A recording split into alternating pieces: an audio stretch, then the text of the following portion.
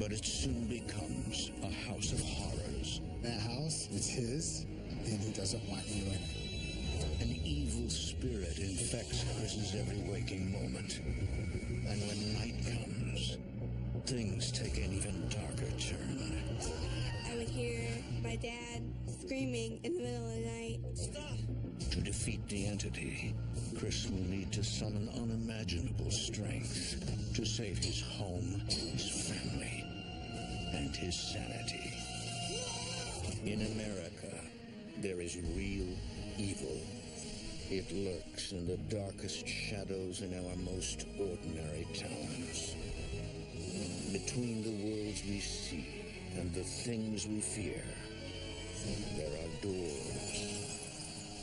When they are opened, nightmares become reality.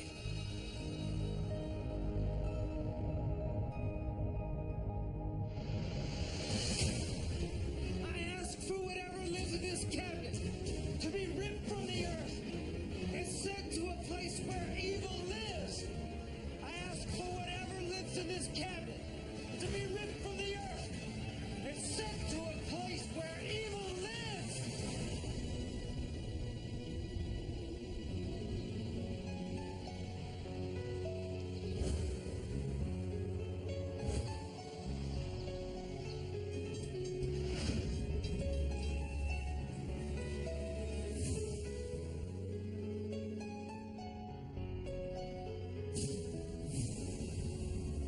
You gonna play some music for Mommy? Yeah. Oh, good. Is everybody ready? Yeah. The Gibbons family plays traditional Irish music at events in their hometown of Grand Rapids, Michigan. Chris, an attorney, and his wife Kay have 4 children: Andrew, Samuel, Sarah, and Patrick. Chris believes the band is an important family activity. The family band puts everyone in a position where, in order to make music, you have to work together. The family has no idea, but working together just may save their lives later on.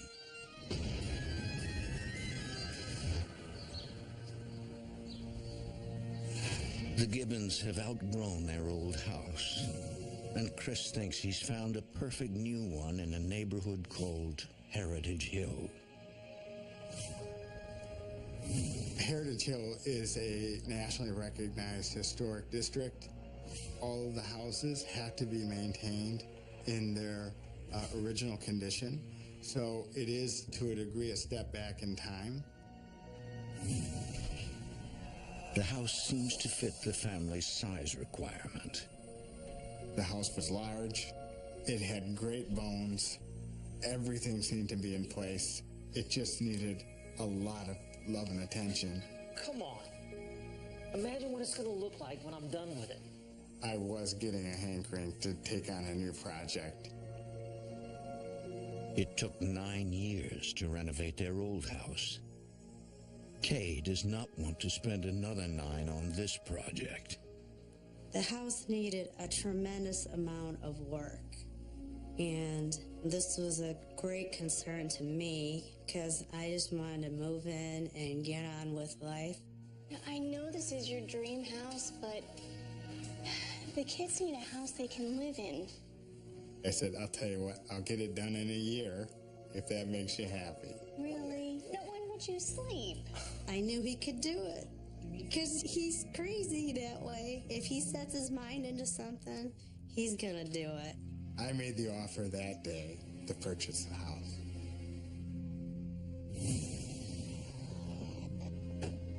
Chris works nights and weekends to get the house ready to move in.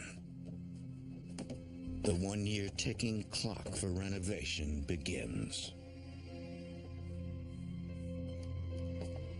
A week after buying the house, Chris is in the basement, clearing out the previous owner's junk. There was quite a bit of the workshop material left.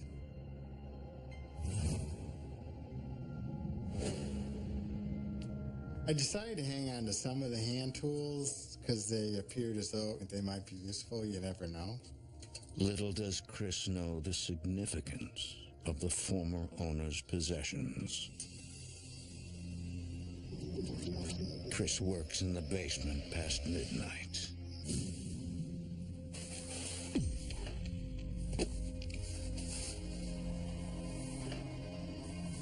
He feels someone or something watching him.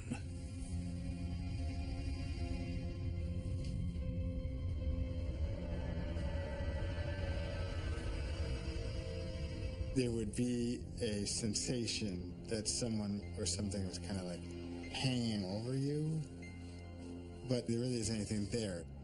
Chris attributes this sensation to exhaustion.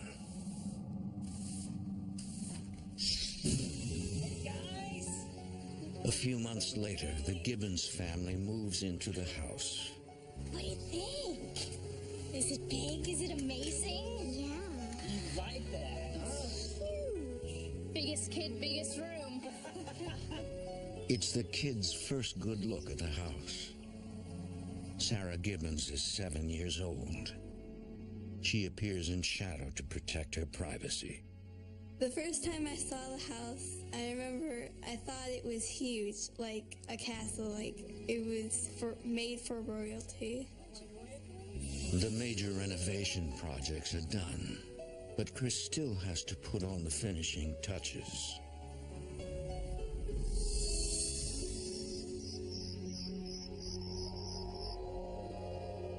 Two nights later, Chris is up long after the family is asleep, restoring the living room to its former glory.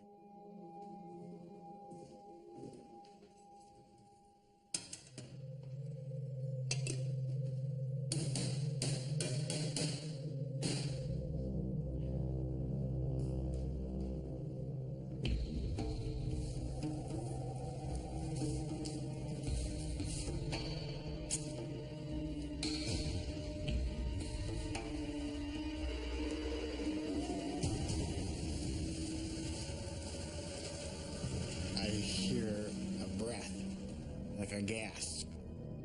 I just couldn't figure out what possibly could have moved enough air to have unsecured the plastic in the first place.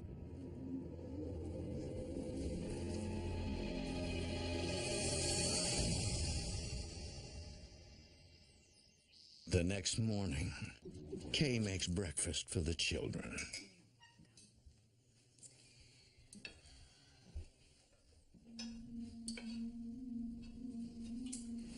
Where is your brother? Upstairs. Patrick? Patrick? Patrick, breakfast! Okay.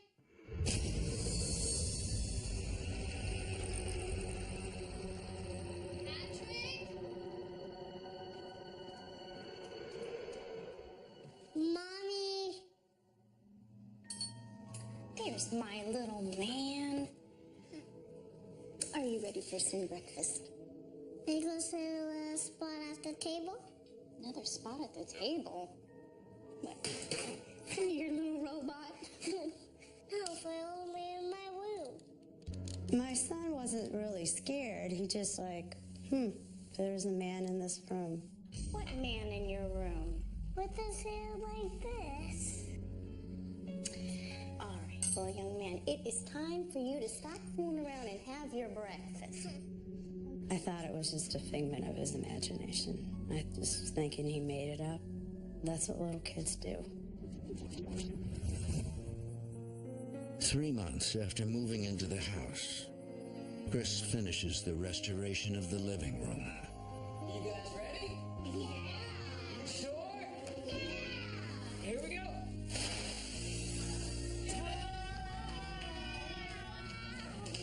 Phase 1 of the restoration is complete. Ahead of schedule. Can we come see? Come on in, let's go. The work and the result exceeded my expectations. It was a lot for Chris. He had a full law practice. He renovated the house, but he made it work. He got it done, and he's the man. And I knew that the rest of the work was going to be done within a year. I think I want to take a nap. You deserve one.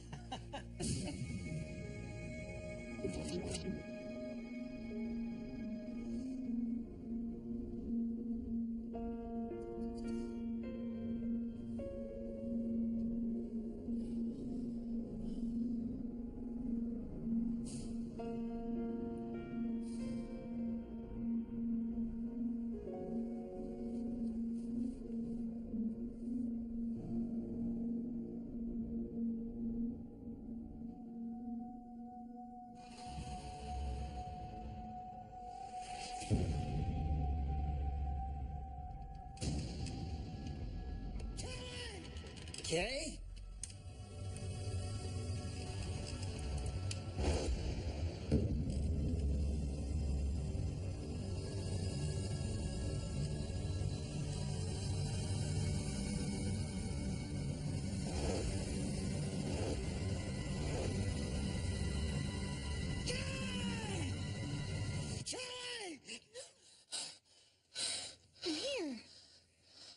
When I woke up, it was in the middle of the night and not the afternoon.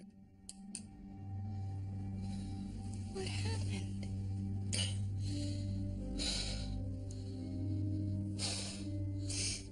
Nothing. It was just a crazy dream. I mean, it's kind of an odd dream to have, but who knows what your subconscious can cook up.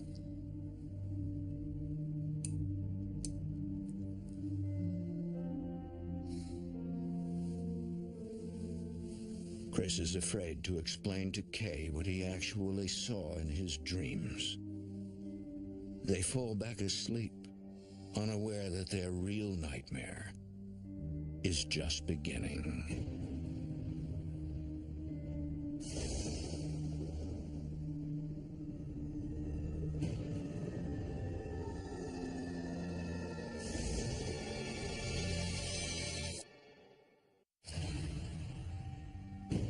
Chris and Kay Gibbons are renovating their dream home, unaware they have stirred up much more than a century of dust. On the same night that Chris has a horrifying nightmare, Kay experiences her own chilling reality.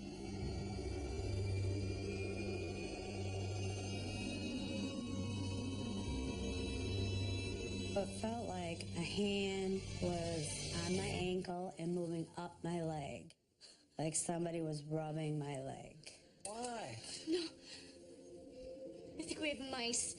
I've been over every inch of this house. We have no mice. No, there was something crawling up my leg. Look, there's nothing. Come on. Let's go back to bed. It wasn't a mouse. It wasn't Chris. I didn't know what else it could be. So we went back to sleep, and that was that.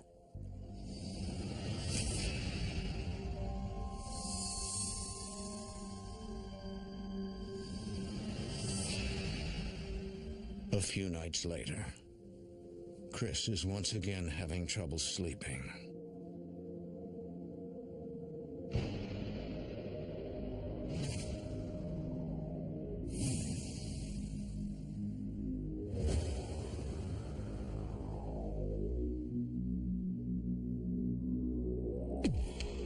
I felt near my head tapping on my pillow as though someone were pushing on it, with a finger. You don't really know what to think of that at first, and you think, well, whatever.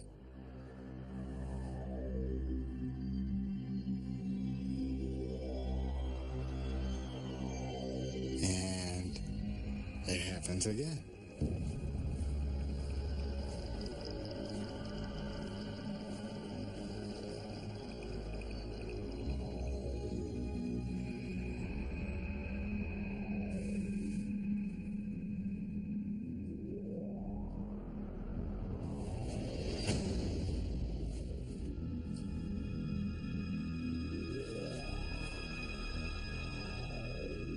Chris and Kay have have the same paranormal experience, independent of each other.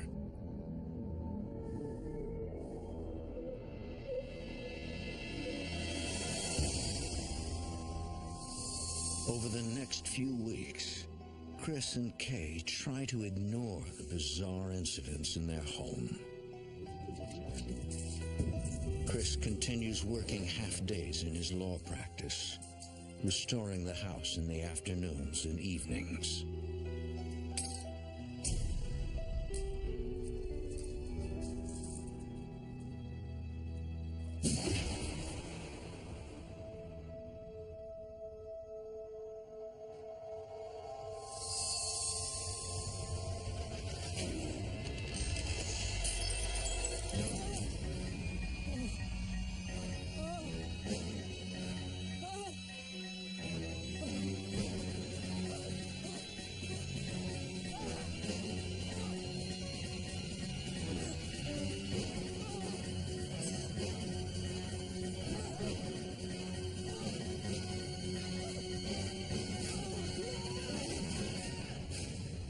As I hit the ground, I wake up, completely unnerved, in an utter state of panic.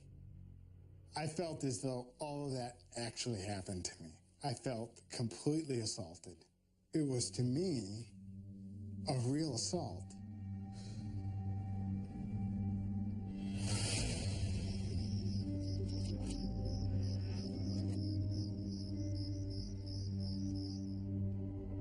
Over the next month, Chris is haunted by nightmares of his own death that blur the line between his dream world and reality.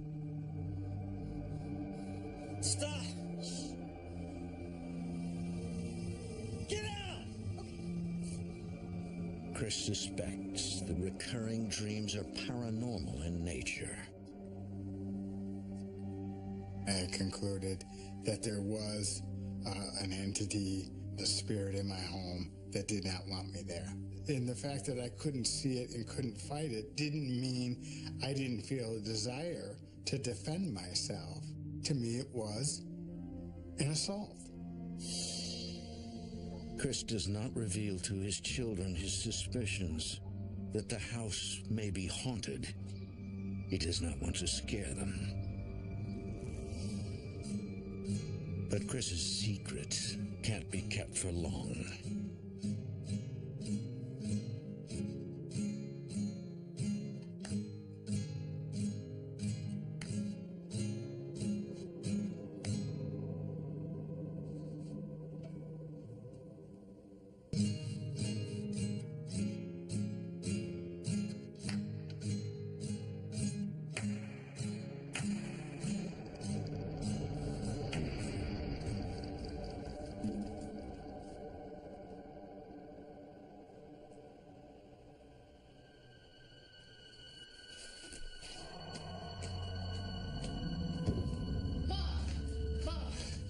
Upstairs playing guitar and then all of a sudden just clapping.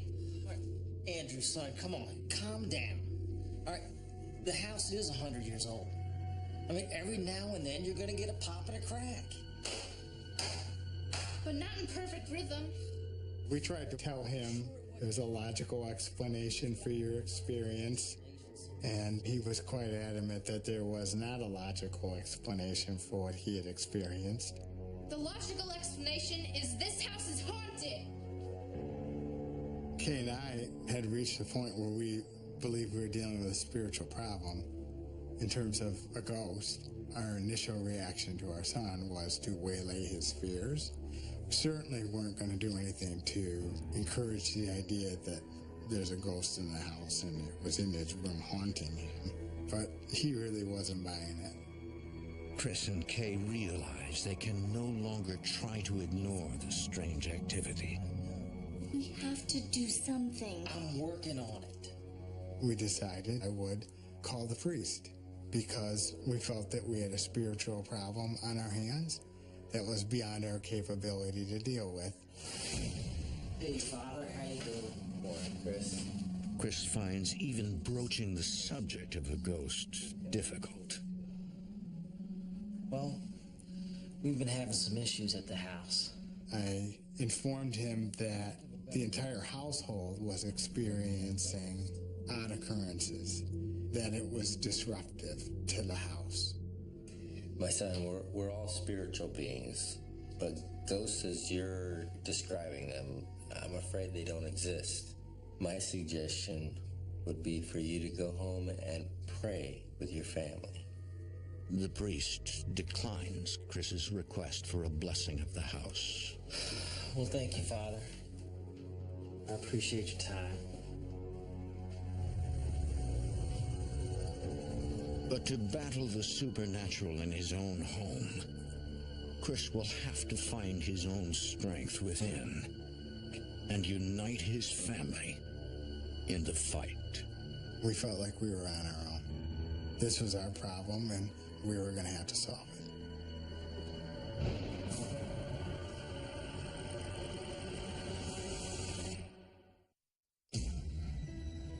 The Gibbons family is trying to come to grips with a dark spirit that seems to be haunting their house. Chris Gibbons goes to the library and checks out every book he can find on ghosts and hauntings. I did what I naturally do, which is try to define the problem, define what it is I'm dealing with. What is the risk? What is this spirit capable of? I had really no idea. Can it attack my family physically? I mean, the idea that there can be ghosts that start fires and your house burns down, or people get pushed down the stairs, or the idea of a spiritual possession. What's all this stuff? Research. I mean, I've got to figure out what we're up against. I didn't want a full-scale war in my house with a spirit. What's in this folder? I pulled some of the city records. For more clues, Chris pulls City Hall records on the house's history. This is a list of names. He discovers the century-old home had just 3 owners before he bought it. Then, he finds something intriguing. Here you go. Chris has no idea he is looking at a photo of the man his son had seen in the hallway. That's who Sarah talked about. Chris and Kay decide to ask neighbors about the home's previous owners. I knew the family that lived here. They lived here a long time. They learn the most recent were a married couple who lived there for 50 years. The husband died in the home 20 years earlier. The widow remained until she moved into a nursing home just before the Gibbons family moved in. Thank you, folks. Appreciate it. I think I know what's going on with our ghost. You know, what if it's the dead husband of the widow? Theory for me was that maybe because his wife had not passed, he was kind of lingering behind, waiting for his wife to join him on the other side before passing on. What are you thinking? I think I want whatever's in this house out and gone. Chris and Kay have a hard choice to make. Lie to the children to keep them calm, or be honest. Christopher and I decided we needed to tell the kids that we think there's spirits in the house. Heavenly Father? At last, Chris and Kay acknowledge what the children have known and been talking about for weeks. We decided that we would pray as a family. We would pray for the sanctity of our home. We would pray for lost souls. Amen. Amen. When we prayed together, it definitely made me feel safer. After the prayer, paranormal activity in the house seems to stop for several months. Family life resumes as normal. We're thinking, well, this is good. You know, the spirit left.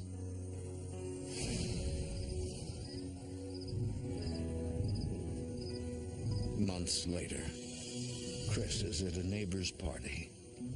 As entertainment, a psychic offers free readings. What's up with that? She's a psychic. She'll tell you a fortune. Yeah, that's what I need is a fortune. Come on, it's just for fun. Nah, man, I don't believe in stuff like You that. look like you could use some fun. Oh. How's it going? You might want to take a little easy on me. I really don't believe in this stuff. Are you trying to restore the past? The past of a grand old house? She was perceiving my house, so I became very interested in what this psychic had to say. Give me something from it. Do you have a key?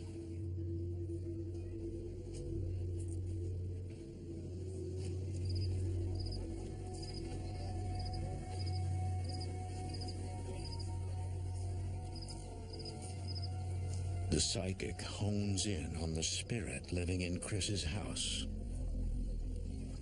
There's someone unwanted in your house. Someone not living. She says it's a former owner and that he is very attached to the property. He's a lost soul. And I asked her, why won't he leave? I asked her if the ghosts were waiting for his wife to pass before crossing over.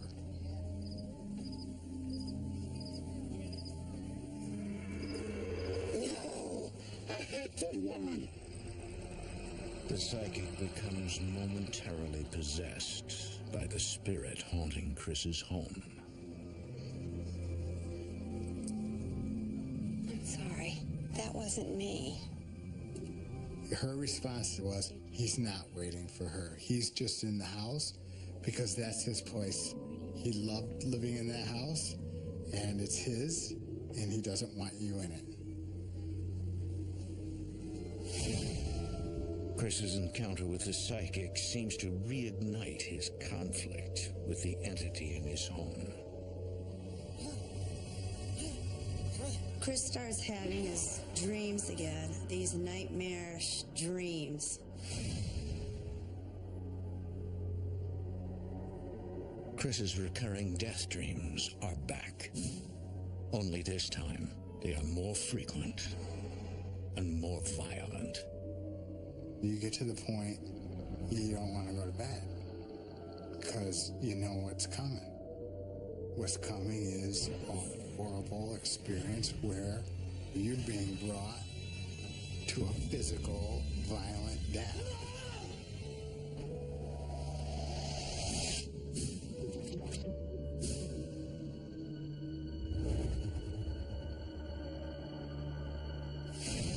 The entire family now feels the strain of the paranormal entity in their home. Sarah often has trouble sleeping.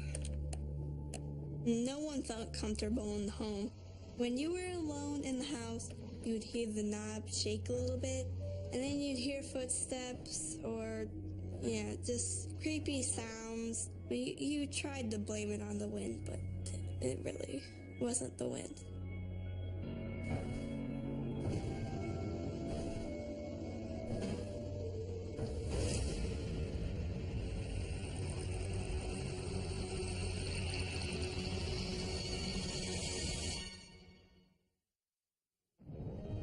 For more A Haunting, go to DestinationAmerica.com.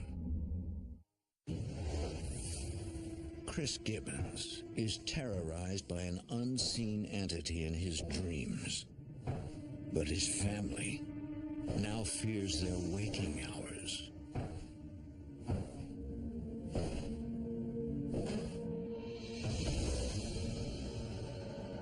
He looked at me for, it was probably like 3 seconds, but it seemed like forever that he was staring at me. I was absolutely terrified.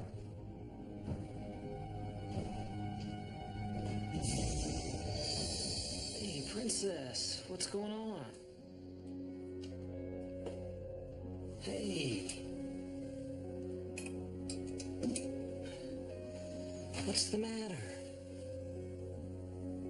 It's okay, you can tell me. I saw the ghost. Where? Standing in the doorway. Chris instantly knows that the entity in his dreams is the same one appearing to his children. She has slick back hair. News that the ghost has physically appeared to his daughter affects Chris even more than the terror he experiences in his dreams. It attacks his core mission as a father. When the ghost involves the children, that dynamic changes, because now the people I'm supposed to protect, I'm not protecting. Chris is not sure how to protect his family against something he doesn't understand. He continues the restoration of his house. This he knows how to do.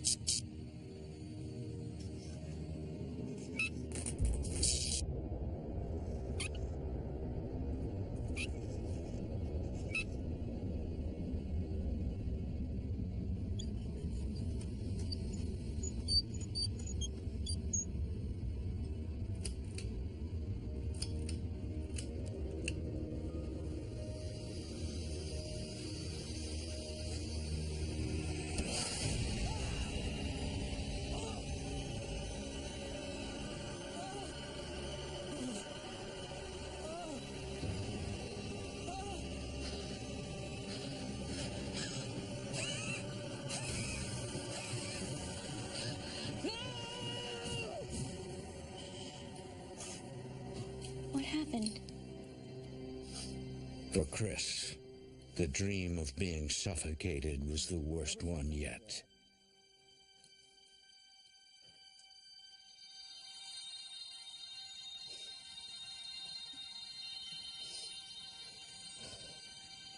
Why don't you go upstairs? Try to get some rest. For what? So we can do it again? The nightmare is an escalation that makes sleep almost impossible. Everybody likes to go to bed when they're tired. Everybody likes to wake up rested. The assaults and the dreams act to deprive you of that basic kind of normal human function. A week later, Chris and Kay have two friends over for drinks. Yeah, we're trying. It's been a labor of love. I was listening to everybody. It was really nice to have friends over. And I couldn't take it anymore. It's been very hard. Kay is really kind of the rock in the house. For her to have an emotional breakdown like this, just out of the blue, was very unusual. Hey, what's wrong? I didn't want to tell you. What happened? Earlier that day, Kay had an experience in the basement.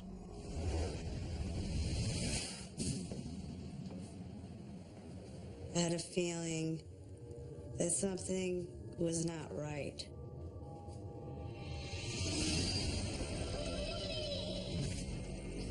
Kay senses that the ghost is showing her a scene from the past. A mysterious image of violence committed against a ghost child. I could feel her. I could feel her soul. She was scared. She was non-existent, but she mattered. It was horrible.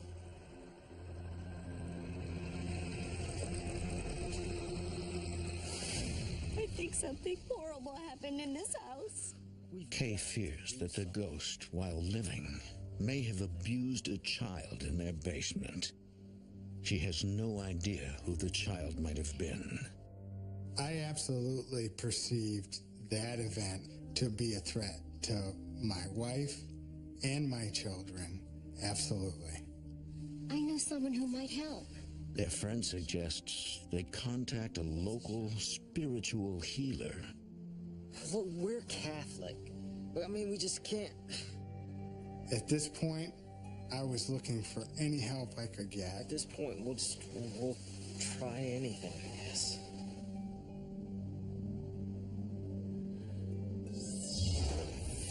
The next day, the spiritual healer and her husband, who works with her, arrive.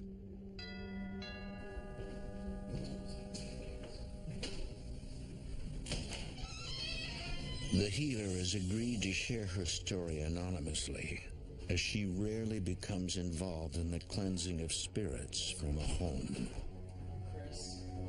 When I initially got the call, I was concerned about the whole family, so it was primarily my intuition that said I need to go right away. Perfectly restored. Did you do the work yourself?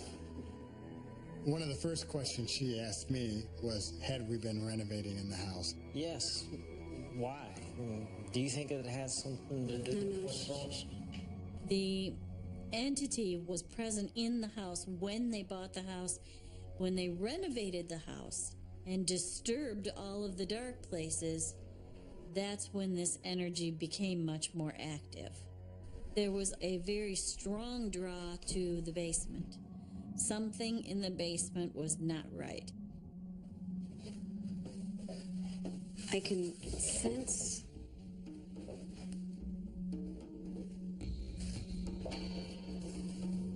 Do you feel what I feel?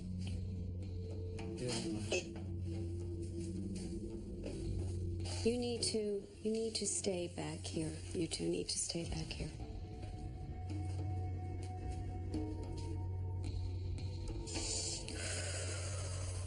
We walk into that room with the intention of getting rid of that thing, and it knows that immediately. It doesn't have to be told that out loud. It was very clear where it was emanating from immediately. Will you open that? Yeah. Go ahead. They identified that the ghost was in the cupboard, and they had told me he's in that cupboard.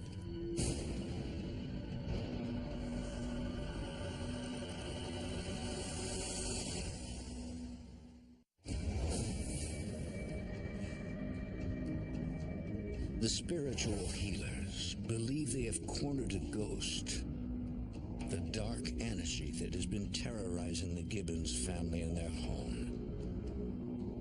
It's the same closet from which Chris was attacked in one of his dreams. No matter what happens, just stay there, okay?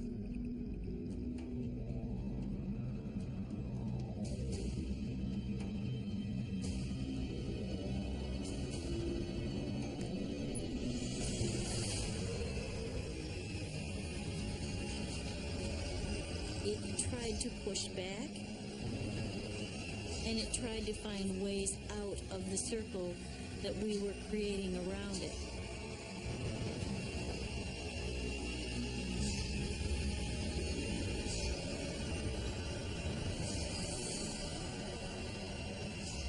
And we just kept pushing, pushing.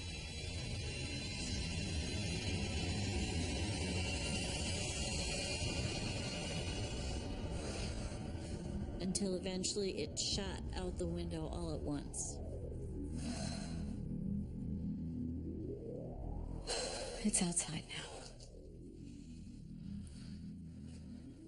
Should I get rid of his workbench and all his old tools? It's a good idea. Make sure you put it outside the boundary line, though. There may have been some attachment by this entity to his personal things that remained in the house. So if we wanted to avoid that connection, then we had to move that connection off of the property. The spiritual healer suspects the ghost may be still lurking outside. Chris wants to remove the workbench and tools.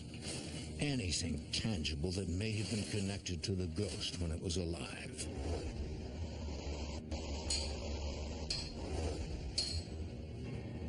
The workbenches down there had been built by him. I hope he would face the same fate that his bench had, which is destruction. And so what we're going to do is create a perimeter here where we're going to want the negative energies to stay over here and the positive energies on that side. Now, the task of creating this boundary is... They use a water-based solution. Different salts, sands, and herbs. You're the nurturer. You're going to be the one to protect this house. Anyone can do the sealing of the property, but it's best given to the mother. This comes from the tradition and the understanding that it is women who create and hold space. Okay, are you ready to put your heart and soul into this? She told me I have to take control. I have to tell the ghost to leave and he can't come back. It has to come through my heart, my mind, my soul, and I have to mean it. This is our house. No negative energies are welcome here. What we are creating is an energetic wall that those negative energies cannot cross back in. This is our house. I felt very empowered to know that I'm a part of getting this ghost out of our house and never to return again. And our friends. As Kay completes the perimeter, Chris brings the last of the previous owner's belongings to the curb. All this junk, it's yours, it's like you, it's gone. It's all going to the dump. Why don't you follow it? My intent about this ghost was hostile. See all this stuff? It's yours. In my heart, that ghost could rot. If you feed an entity through negative emotions like fear or anger, it can create a doorway for it to re-enter. You're baiting it. You're asking it for a fight. The children are invited back into the house to celebrate and seal the cleansing. Okay? I want you to think positive thoughts. I want you to think light being all around us, okay? We called in all of the energies of the universe that are within sacred law, that bring light and love, and we attempted to fill that house with as much love and light as we possibly could so that there wasn't room for any darkness in the house anywhere. May there be no more darkness in this house. No more darkness. May there be only light. Only light. Thank you for having me here. Thank you. Thank you. Thank you. Thank you for preparing us. No, thank you. I'm glad I could help. I think the cleanse worked. I mean, instantaneously. I mean, you knew. You knew. You could feel it. We felt peace in our house. It's the first time since we've moved into the house that I felt like we were us again. I felt a sincere sense of relief. 4 weeks later, the cleansing still holds. Chris, now rested, takes up running again, only to be watched by a familiar figure.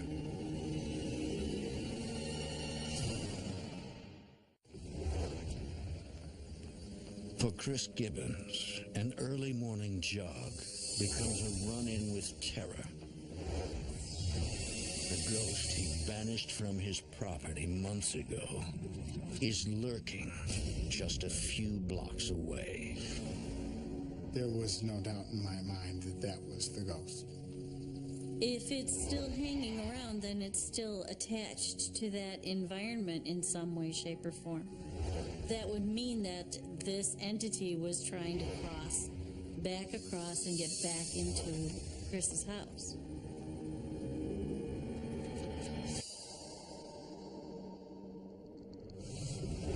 May God rebuke him.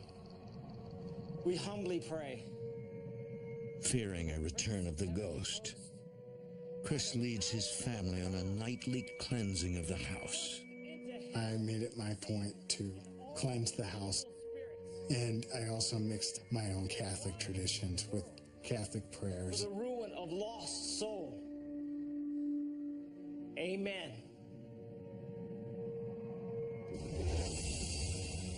Chris performs the cleansing ritual every night for weeks, but the family tires of it. You know, I was thinking tonight we could really focus on the third floor. Chris would come home from work and say, let's do the ritual. And I'm like, I don't want to do the ritual anymore. I'm done with this ritual. This is no way to live. I quit. I gave up. I mean, the kids and I need you. It's fine. I can do it myself. So the ghost had defeated me. Chris continues the cleansing ritual alone. I ask for whatever lives in this cabinet to be ripped from the earth and sent to a place where evil lives. I ask for whatever lives in this cabinet to be ripped from the earth and sent to a place where evil lives. Chris consciously realizes he's in another of his terror dreams, and he can control his movements. Oh, I know what's going on. I'm in a paranormal dream. You're not going to get me this time. And sent to a place where evil lives.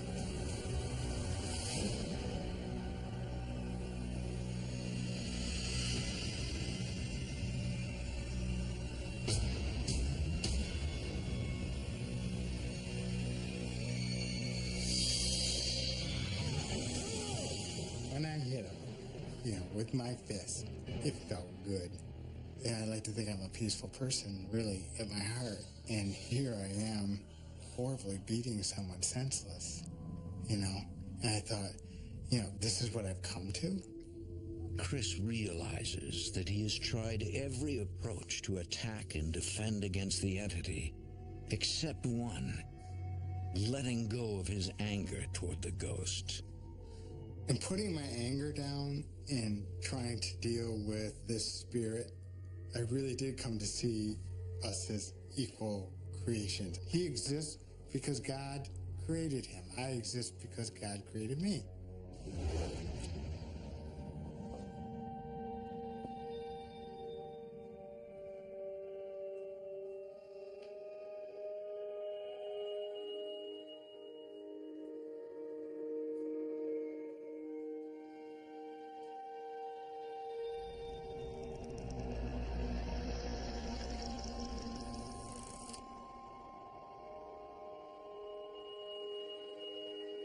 I really called on everything that I thought was good and right in the universe to come here and to show him and to encourage him to do something about making a different choice for himself. Dear Lord, please confirm upon the lost soul in this house all of your love and light. When I approached the spirit with a sense of loving intent and a sense of forgiveness, when I made that shift, that was the end of it, as far as I was concerned. Chris believes the entity has left their home. Amen. I loved him out because I couldn't make him leave. The family may never be able to prove that the ghost is gone. But years have passed since the haunting, and the Gibbons clan has seen no sign of the entity that threatened to destroy them. It was out of love that the ghost left. And it was out of love that we stayed together through the whole thing. I think having survived this haunting, that we as a family have gotten really close. Can I get an amen? Amen! 1, 2, 3, 4. Our kids, I think, are very proud of us for what we've gone through and what we've done to get rid of the ghost, especially their father. But for the patriarch of the Gibbons clan, the lack of definitive proof that the ghost has permanently disappeared will always leave haunting doubts. I don't know that it's over. I mean, I don't know what choice the ghost made. I hope that he has truly moved on. But if he wants to come back, I know how to deal with him.